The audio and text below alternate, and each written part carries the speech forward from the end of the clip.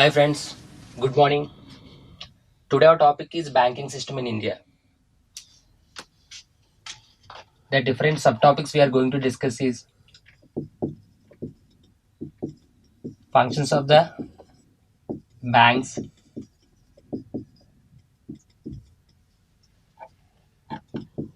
history of banking in India from ancient times to till date 2020. Then types of banks like commercial banks, cooperative banks, payment banks. Then types of bank accounts.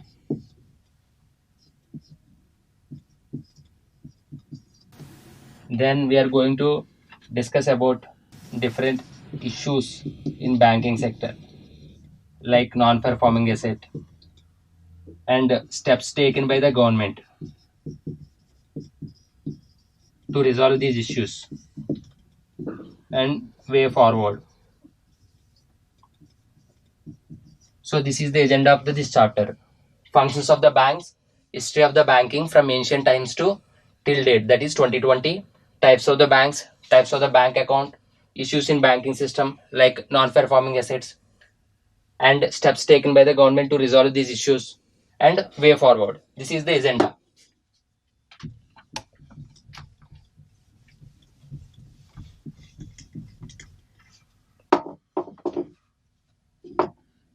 Banking is very important institution in any economy to provide the money supply to all the sectors to ensure the economic activity, the production of the goods and services.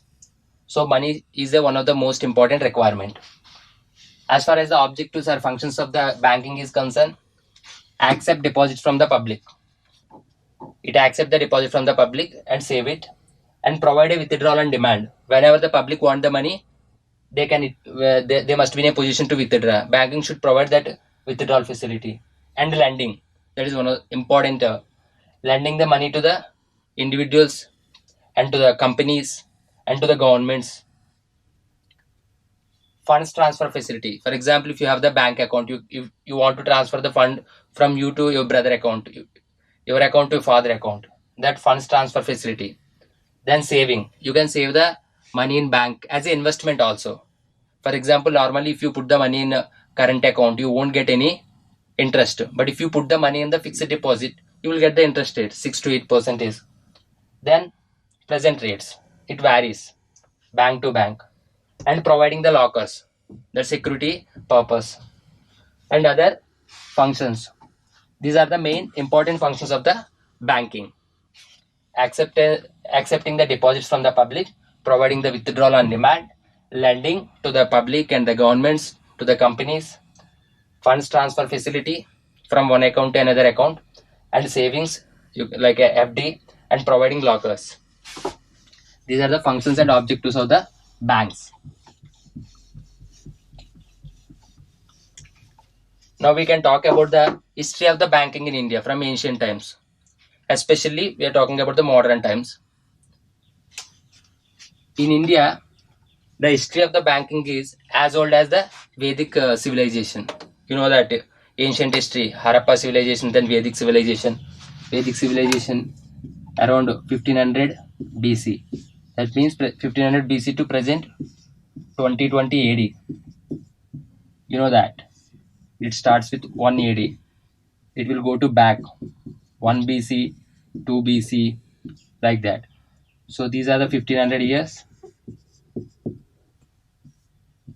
around 2000 years. Total 3500 years.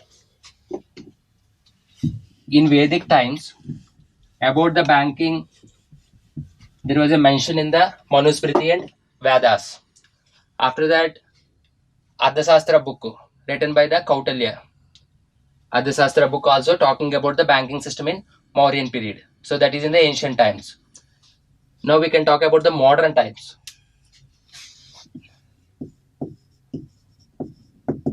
You know, Indian history is divided into the ancient history, medieval history, and the modern history.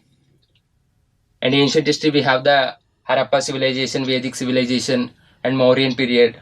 So the division is based on the happening of the most important are the water-shedding events, like from the more ancient history to the medieval history. That is a period when outsiders, especially the Muslim rulers, entered into India. 1000 Muhammad Ghazni Gori. So that is the end of the ancient history and starting of the medieval history. Then that point to till the arrival of the Europeans, that 1500, 1600, that is the medieval history. Arrival of the Europeans to till date, that is the modern history. Again in modern Indian history, again before independence, after independence. So this is the division given by the historians only. So there is no fixed rule. So in modern, first time bank was started by the British, that is the Bank of Hindustan.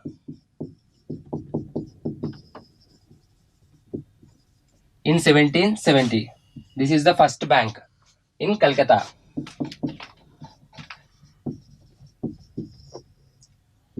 It was closed in 1830.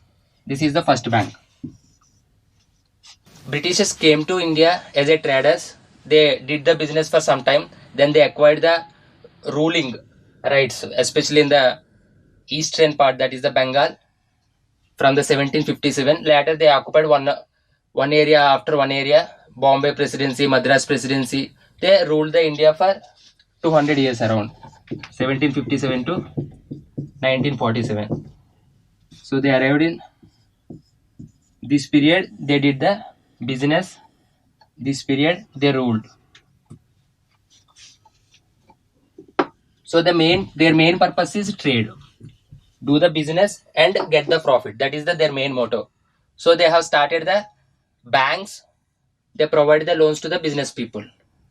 It's not with any social objectives to provide the healthcare in India, education in India, infrastructure in India. That is not their objective. After that, in 1806, there are important presidency towns established by the British. That is the Calcutta, Madras, that is the present day Chennai, and Bombay. In 1806, they have opened the bank, Presidency Bank of Calcutta. In 1840, they have opened the Presidency Bank of Bombay, present day Mumbai. In 1843, they have opened the bank, Presidency Bank of Madras. These three banks are merged in 1921. They formed the Imperial Bank. This is the private bank. All are private banks only. This was nationalized in 1955 and renamed into SBI, State Bank of India. So this is the important. State Bank of India is the oldest bank still surviving in India. That is they have earlier started in 1806, Presidency Bank of Calcutta. Later 1840, 43, these three banks are started. These three banks were merged in 1921 and formed the Imperial Bank. It is a private bank. It was nationalized in 1955 after the independence by the government of India. Nationalized means till that point, that is the private bank. Majority of the portion of that ownership owned by the private people. The ownership that government of India bought and nationalized it. Now it is the public bank.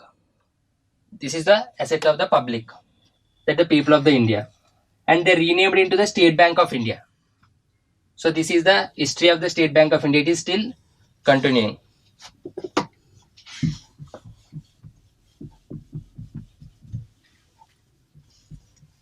After that, important bank is in 1881, Oudh Commercial Bank, established in Faizabad, present day Uttar Pradesh. This is headed by the Indian board. So Indian people managed this, but it is not owned by the Indians completely. The first bank which is completely owned and operated by the Indians is the central bank. It was established in 1911. Wholly owned and managed by Indians. So hence it is called the first Swadeshi bank.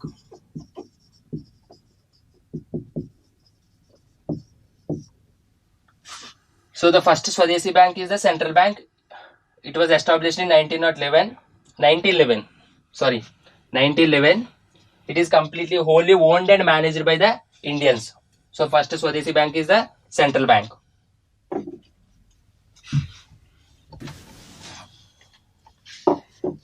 Then important event is in 1934, RBI Act passed.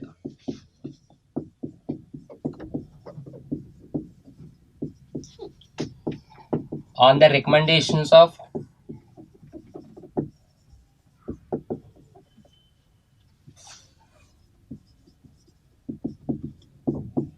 white paper on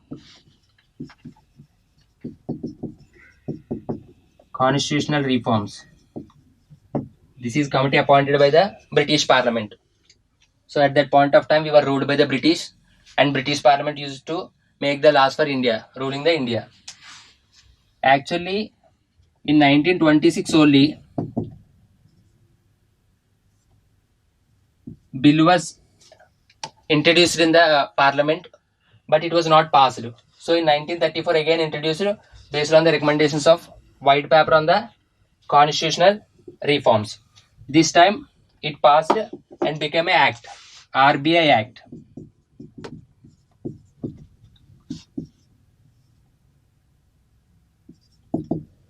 Based on the recommendations of the same white paper on the constitutional reforms, 1935 Government of India Act passed. Just remember that. 1935 Government of India Act also passed based on the recommendations of the same white paper. In 1935, RBI established Reserve Bank of India on April 1st. Headquarters not Mumbai, Kolkata.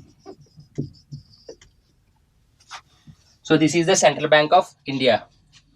Before that, Imperial Bank, we discussed it, which is formed in 1921, used to perform the functions of the central bank. Central bank, they have a different functions like regulating the remaining banks in the country and issuing the currency and working as a bank to the government and working as a bank to the other banks also. So in 1937, headquarters of the RBI shifted from Calcutta to Bombay, present day Mumbai. In 1949, after independence, this is also the private bank only, Reserve Bank of India. In 1949, it was nationalized. Nationalized means government bought this bank. Now it is the public bank. In the same year,